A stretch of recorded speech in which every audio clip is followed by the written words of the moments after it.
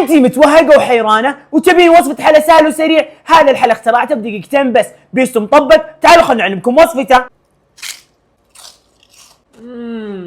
واه حلو والله، بلعوه.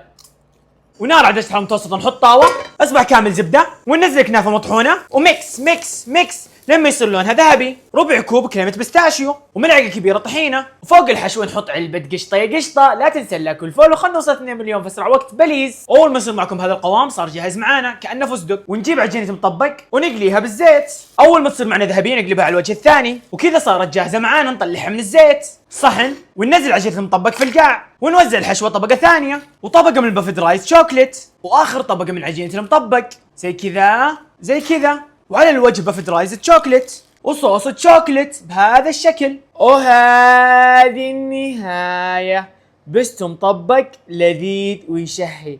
حلم الاختراعي، لازم تجربوه وبالعافية عليكم.